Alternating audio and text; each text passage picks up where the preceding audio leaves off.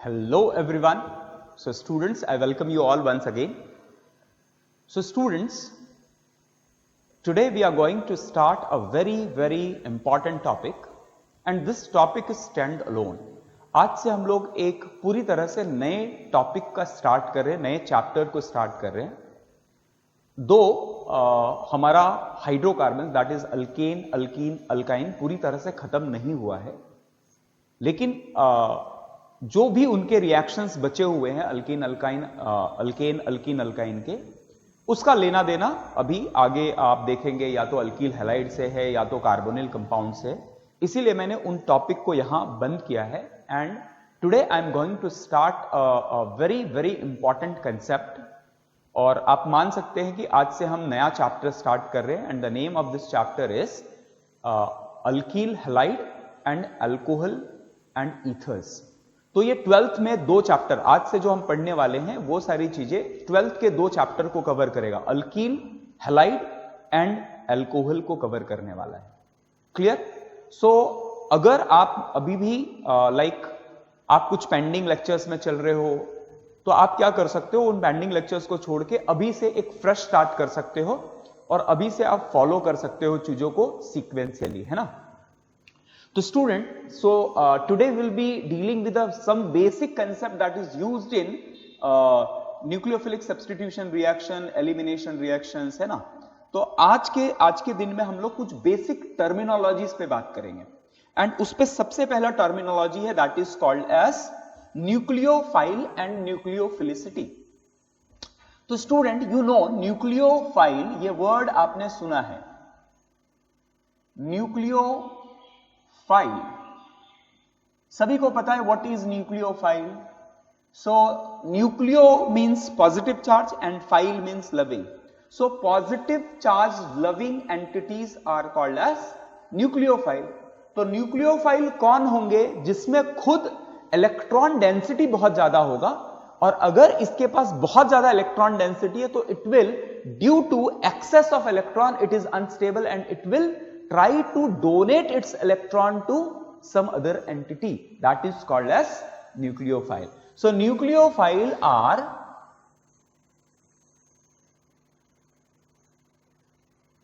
nucleus loving species. So which all will be nucleus loving species?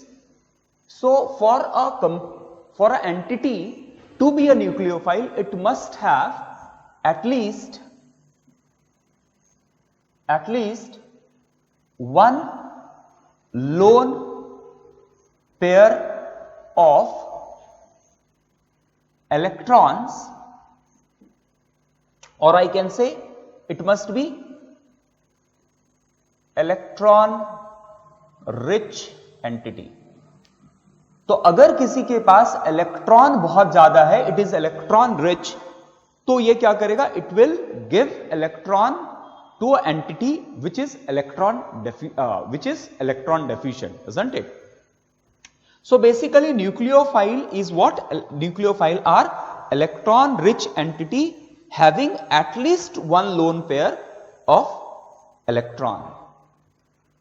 क्योंकि देखो, अगर आपको इलेक्ट्रॉन किसी को देना है जो इलेक्ट्रॉन डेफिशिएंट एंटिटी है, तो देने वाले के पास तो इलेक्ट्रॉन तो होना चाहिए, isn't it? एंड ऑर्गेनिक में जब आप इलेक्ट्रॉन देते हैं तो इलेक्ट्रॉन देते समय what you do, you form a bond, और बॉन्ड फॉर्म करने के लिए we need two electrons, isn't it? तो at least it nucleophile at least required one lone pair of electron. ये क्लियर है?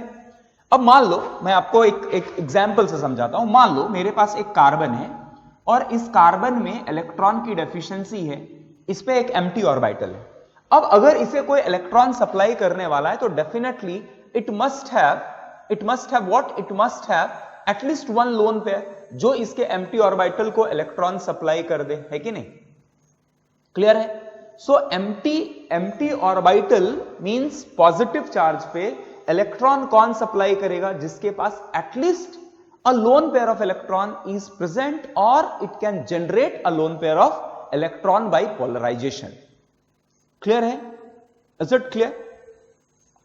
तो सबसे पहले स्टूडेंट्स, अब nucleophile We have understood what is nucleophile. What is nucleophile? Nucleophile are nucleus loving entities.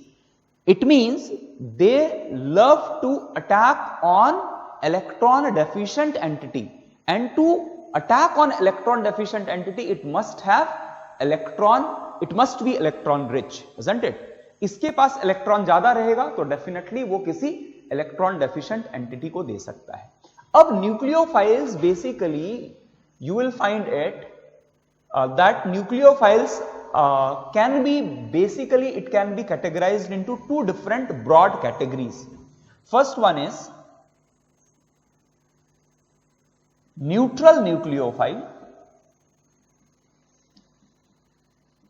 and second one is negatively charged nucleophile. Negatively charged nucleophile.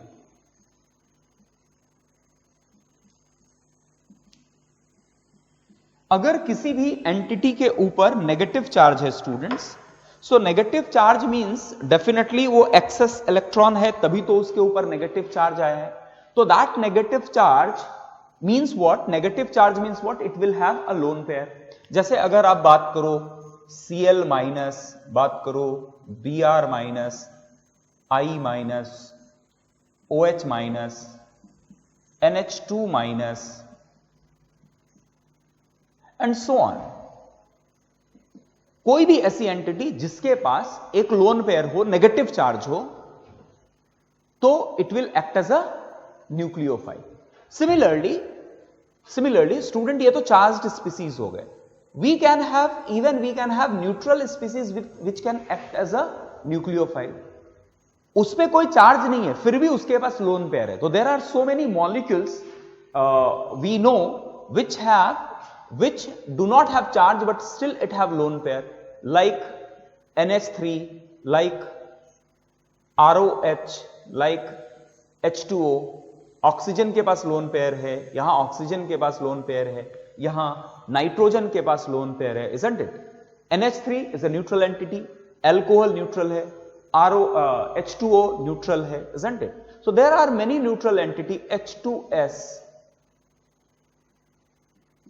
RSH. तो ये सारे entities जिनके पास लोन पेयर है, कोई चार्ज नहीं है but lone pair है, so even they can act as a nucleophile. Is it clear? तो basically nucleophile are broadly categorized into two type, neutral nucleophile and negatively charged nucleophile. Nucleophile कौन है ध्यान में समझिए. जब कभी आपको वर्ड ये न्यूक्लियोफाइल वर्ड मिले तो आपको ये ध्यान में रखना है कि न्यूक्लियोफाइल वही एंटिटी हो सकता है जिसके पास एटलीस्ट एक लोन पेयर तो हो कि ये किसी इलेक्ट्रॉन डेफिशिएंट एंटिटी को अपने इलेक्ट्रॉन को दे सके. हम उसे न्यूक्लियोफाइल कहते हैं. क्लियर है? So pause the video and take it down. है ना? क्लियर?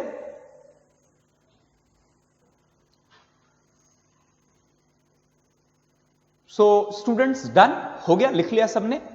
ओके. सो हमने यह समझ लिया कि न्यूक्लियोफाइल मतलब क्या. न्यूक्लियोफाइल मतलब वो एंटिटी जिसके पास एटलीस्ट एक लोन पेयर है और अपने लोन पेयर को आसानी से दे सके, उन्हें हम न्यूक्लियोफाइल कहते हैं. Okay.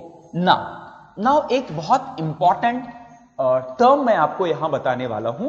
Please try to understand this.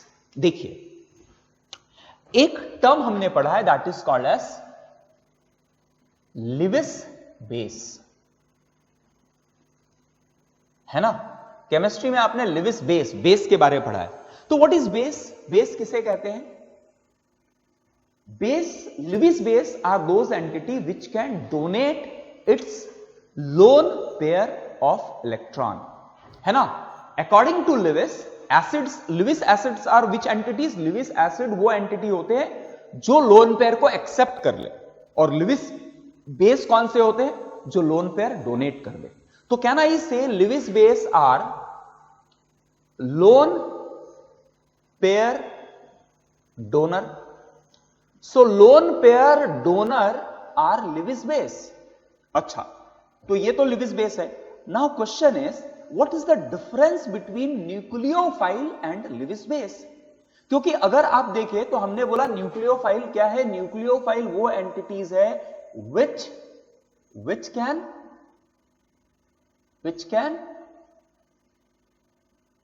which can donate its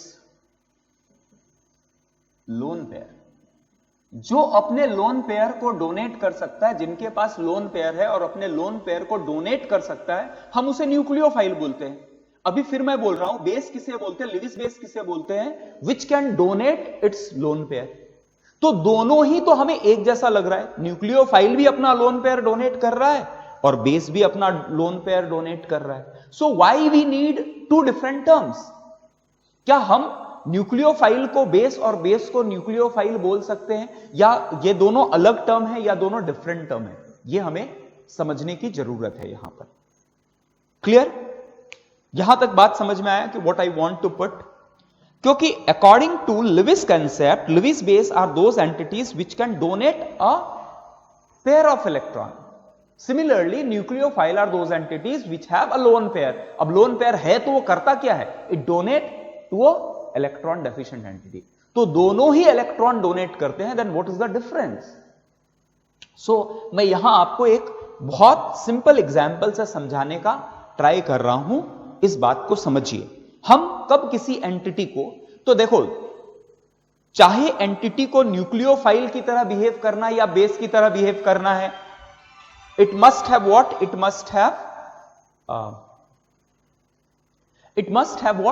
must have a lone pair. So students, एक बात तो यह समझ में आ गया कि न्यूक्लियोफाइल और लिविस बेस एक जैसे दिख रहे हैं क्योंकि दोनों के पास लोन पेयर है और दोनों ही अपने लोन पेयर को डोनेट करने वाले। ना तो क्वेश्चन इज, इनमें डिफरेंस क्या है, कि क्या ये दोनों डिफरेंट हैं या नहीं है, ये भी समझने की जरूरत है। तो आप एक बात समझो, यहां पर बहुत इंपॉर्टेंट बात बता रहा हूं, ये ध्यान रखो। न्यूक्लियोफाइल किसी भी एंटिटी जिसके पास लोन पेयर है, any entity which have lone pair, है ना, मान लिया मैंने कोई x है, x have a lone pair, isn't it? तो ये x lone pair, if this lone pair is donated to, अगर इस लोन पेयर, ये लोन पेयर किसको डोनेट किया जा रहा है? अगर this is donated to H+, अगर ये एंटिटी अपने लोन पेयर को हाइड्रोजन प्लस आयन को डोनेट कर रहा है and it is forming HX, है ना, देन मैं बोलूंगा X इज अ बेस। क्या बताया मैंने आपको? बेस कब कहलाएगा? जब कोई एंटिटी अपने लोन पेयर को किसको डोनेट करेगा? हाइड्रोजन को डोनेट करेगा, तो हम उसे बेस कहेंगे। और यही एंटिटी अगर, सेम एंटिटी अगर अपने लोन पेयर को हाइड्रोजन को छोड़ के किसी और एंटिटी को अपने लोन पेयर को डोनेट करता है, जैसे एग्जांपल इज कि it reacted with a carbocation, तो इस केस में कार्बोकेटायन को अगर अपना लोन पेयर उसने डोनेट किया, सो आई विल से कि X is behaving as a nucleophile. Is it clear what I said? मतलब देखो, लॉजिकली दोनों क्या हो रहे हैं, दोनों एक इलेक्ट्रॉन रिच एंटिटी और इलेक्ट्रॉन डेफिशिएंट एंटिटी के बीच का ही रिएक्शन है। बट बेस, हम उस किसी एंटिटी को बेस कब कहते हैं? जब वो अपने इलेक्ट्रॉन को हाइड्रोजन को प्रोवाइड करता है, H+ को प्रोवाइड करे तो हम उसे बेस कहते हैं। लेकिन अगर यही एंटिटी हाइड्रोजन को प्रोवाइड ना करके किसी दूसरे एटम को प्रोवाइड करने लगता है, किसी दूसरे स्पीसीज को प्रोवाइड करने लगता है, then that is called as nucleophile, है ना। तो आप बोलेंगे सर इसमें डिफरेंस क्या हो गया, इतनी बड़ी बात क्या हो गई? भाई मतलब आपने हर एक चीज के पीछे एक लॉजिक होना चाहिए, है ना, कि हाइड्रोजन को दे रहे हो तो बेस बोल रहे हो, बाकी किसी और को दे रहे हो तो न्यूक्लियोफाइल बोल रहे हो। क्यों ये बोलने की जरूरत क्यों पड़ी? मतलब आप इसे भी न्यूक्लियोफाइल क्यों नहीं कह रहे हो, बेस क्यों कह रहे हो इसे, isn't it? या फिर आप ऐसे सोच सकते हैं कि व्हाट इज द डिफरेंस, अगर किसी ने हाइड्रोजन को अपना इलेक्ट्रॉन दिया और हाइड्रोजन को ना देके अगर वही एंटिटी ने किसी दूसरे को दिया, तो आप बोल रहे now it is behaving as a base, it is behaving as a nucleophile, it is not behaving as a base. तो अब इतना बड़ा क्या डिफरेंस हो गया, हाइड्रोजन को ना देके किसी दूसरे को दिया, what's big deal in that? इतना बड़ा प्रॉब्लम क्या है? ये दो अलग अलग कंसेप्ट बनाने की जरूरत क्यों पड़ी है? तो इस चीज को हम लोग समझने का ट्राई करते हैं। तो सबसे पहले आप ये बात समझ लो, क्या समझ लो आप, कि बेस किसे कहेंगे? अगर किसी एंटिटी ने अपने इलेक्ट्रॉन को किसको दिया है? हाइड्रोजन को दिया है, तो हम उसे बेस कहेंगे। और अगर किसी एंटिटी ने अपने लोन पेयर को हाइड्रोजन छोड़ के किसी दूसरे एंटिटी को अपना इलेक्ट्रॉन दिया है, तो हम उसे न्यूक्लियोफाइल कहेंगे। क्लियर है? क्लियर? यहां तक कोई दिक्कत नहीं? अच्छा, अब ऐसा ये जो टर्मिनोलॉजीज है, न्यूक्लियोफिलिसिटी एंड बेसिसिटी, या न्यूक्लियोफाइल या बेस, ये एकदम अलग टर्म्स क्यों आए, क्यों ये जरूरत पड़ी? Will discuss it very soon, है ना? बट थोड़ा बिल्ड होने देते हैं टॉपिक को। तो ये क्लियर हो गया, what is base, what is nucleophile? Very simple, very simple. Okay, now students, अब अगर आप मान लो कि आपके पास दो एंटिटी है ना? आपके पास है एक A और आपके पास है एक B। आपके पास है B माइनस, B के पास भी एक लोन पेयर है और A के पास भी एक लोन पेयर है ना? And both of them react with H plus. A भी H प्लस से रिएक्ट कर रहा है और B भी H प्लस से रिएक्ट कर रहा है, isn't it? अब A H प्लस से रिएक्ट होने के बाद it will form a compound HA, और B H प्लस से रिएक्ट होने के बाद it is forming BH, isn't it? अब ये जो रिएक्शन हो रहा है A और B का H प्लस के साथ, तो डेफिनेटली इन दोनों को आप डिफरेंशिएट कर सकते हैं कि ये एक रिएक्शन है और ये एक दूसरा रिएक्शन है। अब आप अगर इनको प्रॉपर्टीज वाइज डिफरेंशिएट करने का ट्राई करेंगे, आप प्रॉपर्टीज वाइज ये बताने का ट्राई करेंगे कि how reaction of A with H plus and B with H plus, how they differ, है ना? अगर आप इस चीज को डिफाइन करने का ट्राई करेंगे, तो कैसे हम लोग इसे डिफाइन कर सकते हैं?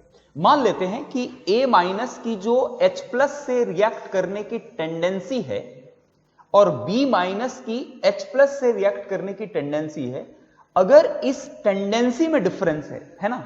मान लिया कि A माइनस बहुत आसानी से, बहुत अच्छे से H प्लस से रिएक्ट कर रहा है, लेकिन same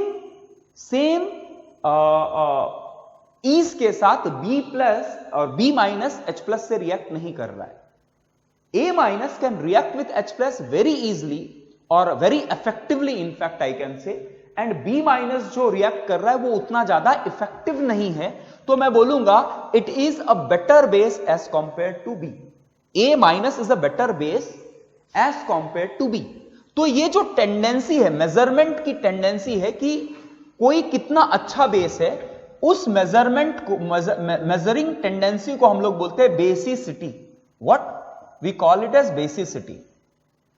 so what is basicity? Basicity is the measurement of tendency of any entity to behave as a base. तो अगर मैं वो कहूंगा if A minus is a better base compared to B, so I will say A minus की basicity अच्छी है as compared to B. Is it clear? समझ में आया? ये क्लियर हो गया? तो basicity is what? Basicity is a, basicity क्या कंपेयर करता है? दो बेस में अच्छा बेस कौन है, हम उसे बेसिसिटी से कंपेयर करते हैं। सिमिलरली अगर आपके पास दो एंटिटी है A माइनस और B minus and they are behaving as a nucleophile, तो जो अच्छा न्यूक्लियोफाइल होगा, जो न्यूक्लियोफिलिक बिहेवियर आसानी से दिखाएगा, हम उसे उस मेजरिंग टेंडेंसी को बोलेंगे न्यूक्लियोफिलिसिटी। न्यूक्लियोफिलिसिटी। तो यहां हमें एक और टर्म मिला, न्यूक्लियोफिलिसिटी एंड बेसिसिटी, है ना? क्लियर है? So what is nucleophilicity? Nucleophilicity is a tendency of a nucleophile to behave as a better nucleophile. तो अगर आप किसी दो एंटिटी की न्यूक्लियोफिलिसिटी कंपेयर कर रहे हैं, इसका मतलब आप क्या कंपेयर कर रहे हैं? आप ये कंपेयर कर रहे हैं कि दोनों में अच्छा न्यूक्लियोफाइल कौन है। अब अच्छा न्यूक्लियोफाइल कौन, कब, कैसे, ये कैसे डिसाइड करते हैं? We will see very soon. एक एक करके धीरे धीरे देखते जाएंगे। बट न्यूक्लियोफिलिसिटी अगर मुझे कंपेयर करने बोला जाए तो कैसे कंपेयर करेंगे कि अज्यूम कर लो कि मेरे पास एक x माइनस है और मेरे पास एक y माइनस है, तो जो आसानी से इस C प्लस के साथ रिएक्ट कर जाए मैं बोलूंगा वो x और y में वो अच्छा न्यूक्लियोफाइल है जो आसानी से अपने लोन पेयर को कार्बोकैटायन को डोनेट कर दे। क्लियर है? अब उसी तरह अगर आप बेसिसिटी की बात करेंगे तो बेसिसिटी है जो अच्छे से H प्लस के साथ रिएक्ट करे। अब बोलेंगे अच्छे से मतलब सर क्या, what do you mean by अच्छे से रिएक्ट कर जाए, आसानी से रिएक्ट कर जाए मींस मतलब क्या, एंड ये कैसे डिसाइड करते हैं ना? क्लियर है? समझ में आ रहा है? बिल्ड हो रहा है टॉपिक, कैसे हमें आगे बढ़ना है ये समझ में आ रहा है? तो चलो, क्योंकि ये एकदम नया कंसेप्ट है, नई बातें हैं, तो एक बार जस्ट रिवाइज कर लेते हैं अभी तक हमने क्या देखा है। अभी तक हमने केवल 4 टर्म देखा है। एक देखा है न्यूक्लियोफाइल। न्यूक्लियोफाइल मतलब क्या? न्यूक्लियोफाइल मतलब वो एंटिटी जिनके पास लोन पेयर हो और अपने लोन पेयर को डोनेट कर दे। बेस मतलब क्या? बेस, लिविस बेस मतलब क्या? वो एंटिटी जिसके पास लोन पेयर है वो अपने लोन पेयर को डोनेट कर दे। तो अभी तक तो दोनों सेम लगा, nucleophile and Lewis base are same. अब डिफरेंस क्या है? न्यूक्लियोफाइल की तरह कोई एंटिटी कब बिहेव करेगा? जब वो अपने लोन पेयर को हाइड्रोजन को छोड़ के किसी और एंटिटी को दे, तब हम बोलेंगे वो न्यूक्लियोफाइल की तरह बिहेव कर रहा है। लेकिन अगर किसी एंटिटी ने जिसके पास लोन पेयर है उसने अपने इलेक्ट्रॉन को हाइड्रोजन को डोनेट किया, H प्लस को डोनेट किया, तो मैं बोलूंगा वो बेस की तरह बिहेव कर रहा है। Clear? Simple. Nucleophilicity, nucleophile versus base, ये क्लियर हो गया। न्यूक्लियोफाइल मतलब वो एंटिटी जो अपने लोन पेयर को हाइड्रोजन छोड़ के किसी दूसरे एंटिटी को दे रहा हो। बेस मतलब वो एंटिटी जो अपने लोन पेयर को हाइड्रोजन H प्लस आयन को दे रहा हो। क्लियर? अब जब कभी आपके पास 2 एंटिटी है और 2 एंटिटी न्यूक्लियोफाइल या बेस की तरह बिहेव कर सकता है, तो अगर बेस की तरह बिहेव कब करेगा? जब वो किसी H प्लस से रिएक्ट करे।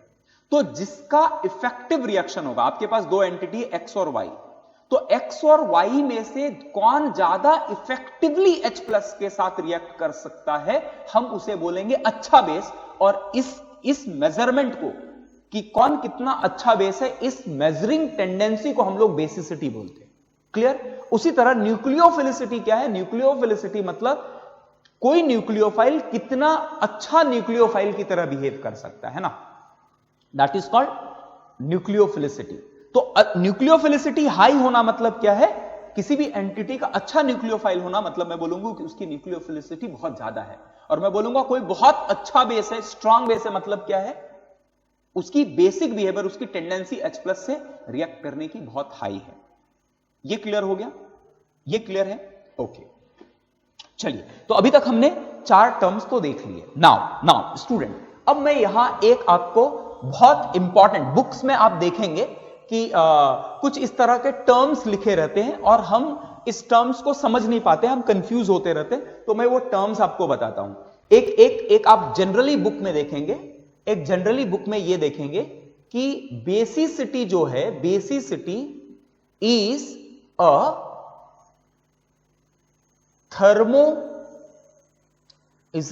thermodynamic factor, is a thermodynamic factor।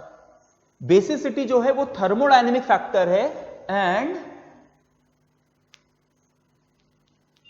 Nucleophilicity जो है, nucleophilicity is a kinetic factor. अब ये जो 2 टर्म है ना, ये सुन के समझ में नहीं आता है कि ये कहना क्या चाह रहा है कि बेसिसिटी एक थर्मोडायनेमिक फैक्टर है और न्यूक्लियोफिलिसिटी एक काइनेटिक फैक्टर है। मतलब न्यूक्लियोफिलिसिटी काइनेटिकली डिसाइड होता है और बेसिसिटी थर्मोडायनेमिकली डिसाइड होता है। So what exactly it means, we will try to understand. So सबसे पहले pause the video and take it down. सबसे इंपॉर्टेंट बात है कि आप इसे पहले नोट डाउन कीजिए और फिर हम देखेंगे कि ये क्या है and what they want to say from these 2 statement, that basicity is a thermodynamic factor whereas nucleophilicity is a kinetic factor. Clear है? Okay, so take it down, pause करो।